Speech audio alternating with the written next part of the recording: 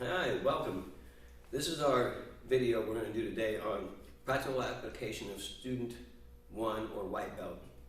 Today we're going to show the difference, and the idea is based on real application. Now remember, street fighters, untrained fighters, do not throw punches in a straight line.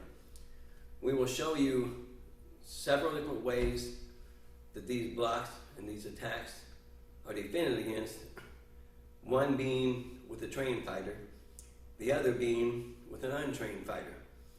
We'll start with the trained fighter first. This is Chris, one of my students. He's going to help us out in the demonstration today. Now remember, practical application has no bearing on sparring, full contact fighting, WMMA.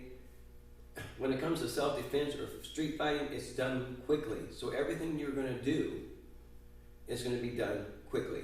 Remember, stances are made and created to develop strength, stamina in the legs for fighting, not for lifting weights or running, and to give you proper balance. So when we do these weird stances, most people don't understand, but that's why. The first stance, if you remember, we did a thing called the leaning stance. You'll see a lot of martial artists get into these stances like this, and you'll see them, they'll move forward and fight like this. We, being Shin-Gahn-Do, we don't believe in getting into that position to fight with. We do use that, and we're going to show you what we use it for here in a minute. We believe that in fighting, if you blind them, they can't see you. Take away the wind, like the throat, solar plex, the two floating ribs. Take away the wind, he can't breathe, he passes out. Take away the kneecaps, he can't run after you. So our whole concept of fighting here, and everything you see is going to be based on those targets. So we're going to start with the first, the leaning stance. Now this is not a street fighter throwing a punch. He's a trained fighter, so he's going to throw the punch. See how I sidestepped him? In real life, the block isn't necessary. I'm right here, out of the way. The block is for secondary backup in case you just happen to be slower than you thought, couldn't get out of the way. Now, proper use of the reverse punch. We do this. You see this when we're standing on horse stance. Don't punch people like that from here. This teaches you proper movement, direct, good, straight punches. So if you're in a fighting stance, you're going to throw reverse punch from here. It's straight. It's still a reverse punch. See what I'm saying? Still a reverse punch. So, using the reverse punch principle in the leaning stance, if he attacks me, see, floating rib, boom. I block, use an inward block, floating rib. Okay? Now, you see us doing this movement.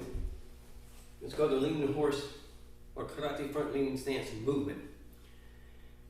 Don't be doing that on a person in the street. Don't get like this and say, and try to hit this guy.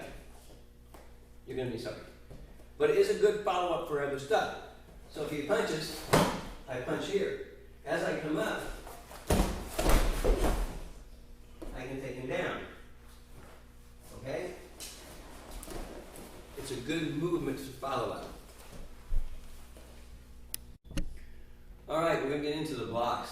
Now, we believe that a good strong block, you should be able to take your forearm and break a person's arm, or at least bruise it so bad they can't use it with your blocks.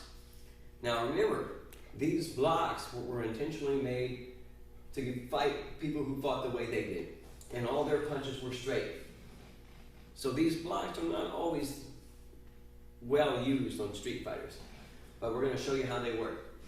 Okay, now remember what I told you fighting stance was? It wasn't a horse stance, it wasn't leaning stance, it's a good conditioned stance like this. Now, again, each one of these blocks, if you watch, are made to be an attack. I'm attacking his arm as well as blocking. So if he punches, block. Now, see how the block doesn't go way out here? Because it's going to give him a chance to retaliate. And if I stop too soon, he's going to hit me. So when he punches, right, I block. Always keeping my hand up. That way I can follow up. Punches, block. See what I did there? Block, bam. I blocked, slid off, struck. So they're very good. Now, if he punches with this hand, I do this block. Uh-oh. So you'd have to go boom, boom. It's kind of redundant to do this. You're still going to get hit. So remember, these things have their places. Now, say he punches with that front hand. See how I use the outward block here? Floating rib again. The whole thing here is move, floating rib. If you do not punch this man in front of you hard enough, he's going to hit you more than once. And a good street fighter will not sit there and throw one punch. They're throwing punches like this at you from everywhere. Alright, so you got to remember that. Now, the average high block that people use are like this. And they try and stop with their forearm and really stop that block. The problem with that being is that that's a weapon, like a bat, and he hits me on this arm. What's going to happen? He's going to break my arm, or at least bruise it so bad I can't use it. So our belief is, if he's coming over, whoa! Now, they say, well, you're open for a punch here. Yeah. As soon as he moves, I break his elbow. Snap it up. What I did was this, slow. I deflected it, rolled it in, got it up. Then I can, whatever I want to do with it. The main thing to remember is the deflection, because if I use this hand, oh, now I'm out here. Arm break, leg kick, elbow to the face, which hand to the throat, to the nose, whatever you want to do. The main thing is we don't believe in stopping crossed. So your upper block has to be sliding. It has to be like you're punching up and making the object go off you. If he were to take that staff over there, no, take that club on the floor over there, and if he comes at me, right? See how it deflected off? You think I want this stick smacking me in my arm? Yeah, I can take it. I can take that. My arms are conditioned to take that, but why? When all you have to do is this. Ooh. Now I got him on a wrist lock, which I can easily break the wrist, but he'll give me the weapon because he doesn't want to right there. See what I'm saying? Make sure you, when you do your high blocks and you see us doing this way, now you know why. We don't do this. Alright? Now, one of the worst blocks in the world that I was ever taught was a low block. Why is that? Well, because if this individual throws a kick, and he powers straight in, okay, power in. Look at that. How am I going to stop that if he is really strong? You're not. So you got to do this. Oh, side step. What? Front lean stance. Return. Return. Here. Or here. Here. Here. Main thing to remember is don't do it like this. It's going to get you every single time. Especially if you're a lunger. If his kicks are long, you're in trouble. So make sure you evade. Make sure you block and step when you're doing that low block. It's real important. Now, when doing a back fist, it's like using a jab. But we're going to do a little different. So what I'm going to do here is I'm going to tell him, block my back fist when I throw it. Okay? Alright? So when I throw this back fist, he's going to block it before I get to him. Ready? Ooh! Ooh! Is he getting the back fist blocked? Does it look like it? See, you can actually use a back fist for follow-up.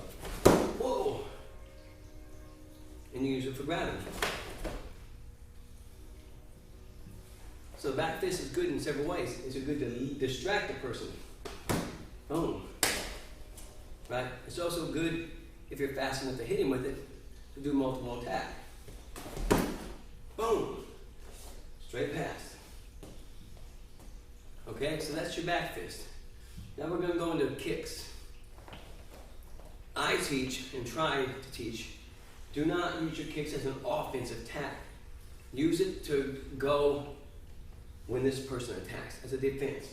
Like the snap kick. The snap kick is just what it says. It's a snap kick. Pop. What do I use it? Well, if I'm here and this man lunges, that's when I get him. One of my favorite targets, he lunges. Oh, under the armpit. Another one. Oh, right to the kneecap, right here. See what I'm saying? Snap kick. Very, very, very deceptive. Don't sit here and go, oh, pop at this guy with his kick, making an offensive attack. He'll come at you. Ooh, right there. Hard as you possibly can. You notice I'm always, as he does it, you notice I'm always controlling his hand too, because if he pulls that hand back, I can punch him anyway. Main thing to remember, he attacks, doesn't matter if he attacks him back in, boom, right to the lower abdomen. But look what I'm always doing. I'm always stepping down, preparing to control his hand. They say, well, people don't leave their hand out, they retreat. Sure, he retreats his hand. Bam! So I retreat my hand. I step through, punch him with it. My elbow's here in case he punches. Right? Do my move. Main thing to remember, there is a snap kick. And you don't do a snap kick off the back leg. It's only off the front leg. Now, a power front kick is made to stop the movement. So if he's coming in, boom. See how I stop him? Again, boom. I stop him from moving. Alright? Again, boom. It stops his movement off the front leg. It's not made to knock the man down. Now, if you're good enough and you've got a person who like maybe throws one punch, then another punch, and he's moving when he does it, you do this. Boom, back foot. That's when you throw the front lunge. My favorite though is this. Boom, kick him in the knee. Kick him in the knee. If you remember these sayings about the eyes, wind, and legs, he can't do anything. He can't break his kneecap. Break his kneecap. Doesn't matter what he does. Break his kneecap. See how I move? Shoot. Always remember not to be there. Miyagi-san said, best block, not be there. And it's true. Okay, side kick. Side snap kick is exactly the same as a front snap kick. The difference is I almost never side snap kick a period. He attacks, always side snap kick into the knee with his leg. I prefer to keep most of my damage below the waist in a street fight. And when I'm doing a snap kick, it's to make him so I can follow up. See what I'm saying? So he does it again. Bam! Whatever you want to do, you do follow-ups. Arm break. Main thing to remember too, breaks are easy if you do them quickly and snappy. Just power through them. Okay, side thrust kick off the front foot. You get a guy who lunges. Yeah, see how he's lunging? Well, what you're going to do is you're going to lean back, boom, kick him. Up under the armpit preferably. Right? Boom, kick him. If you got good timing, boom, you kick him when the ass is in the middle of the punch. Boom, you kick him. Thrust. Not as much power off the front foot with standing still, but still be prepared to do it. Again, you're going to be doing this though. Boom. This is what you're after in a real fight. That's it. You're not after sitting here trying to look pretty and trying to kick him. Then we have a thing called a turning side kick. You never use this for an offensive attack, but it's good if he attacks, boom, bam, and you stun him, and you see him stagger back a little bit, then you turn, boom, and fire him. Okay, so he attacks, bam. See how I blocked this punch with my elbow? Punch, and then you turn on him. Boom, I prefer to go here. Bam, always go to the leg. Kicking high is good for those who are young and got the flexibility. I believe in breaking your kneecap and stop it. Okay, now remember, seasoned fighter punches like this. Good straight punch. Okay? Watch as a street fighter throws a punch. See all that wild stuff he's doing? Okay, let me show you something. Did you see that? No, did you see? See right here? Ask him about his arms. I'm striking his arms so hard, a few of those is going to hurt. I'm hitting with shoot those right in here. If he throws that hook, right, you hear it? Throw the other hook. You hear it? Now when he threw that one hook, I went right here, right artery. Put you right down. A lot of them throw punches like that. Or they throw them like this. Now look at that. That is confusing. That gets most martial arts. But if you do this, you finish it. Oh! Fight's done. Over. You can't, I hate to say this, guys, if he's throwing that punch and you do this, right, he's going to turn on you and continue to do that. So you better make your punch if you're going to throw it fast, hard, and direct. Main thing to remember is street fighters do not slow down. They'll come at you like a freight train. If you don't stop them, that's why I kick them in the kneecap right off the bat. Finish it. It's not going to be over. We're going to add just a little self-defense here. First thing I want to tell you about a knife. Don't ever think you're not going to get cut when you're fighting with a knife fighter. Because you're going to get cut. I don't care how good you are, you're going to get cut. The main thing is to remember when you get cut, what are you going to do when you get cut? Because most street fighters, and I'm going to act like I don't know anything, most street fighters come and just swing like wild, like that. Right? They're trying to slash you all up. You're going to get cut. I always kind of put my hands like this. When they go, immediately I go for the leg. And I mean, I try, everyone else goes for the knife, I try and break his kneecap. Why? If I break his kneecap, fade away, he's going to have to get up off the ground and get me with that knife. Okay?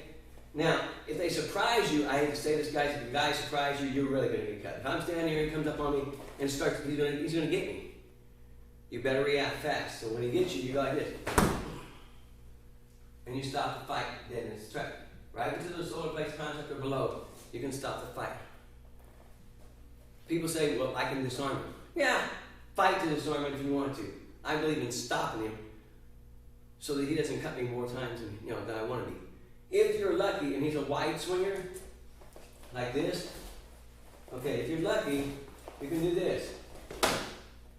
Right there. The knife, right? And then you can fold in, right. Give me the knife. Thank you. And you can take it from him. People laugh at that technique, but it works. Now, I use it overseas, I know. So if he comes low, and you're able to do, your technique, and this is some seasoned fighters will do this. He comes low, immediately trap that arm, roll it in, right? Bam! Do not, bam, worry about this, taking his knife away, control the arm that has the knife, and then proceed to destroy him. Gouge him in the eyebrows, hit him in the throat, hit him in the kneecap. You cannot expect not to get cut. It's going to happen. Don't be doing any high fancy stuff, right? Don't. Okay, see the block I did here? What's wrong with that block? Pull your hand back. Just come down and pull straight back toward you. Oh, just slashed my wrist off.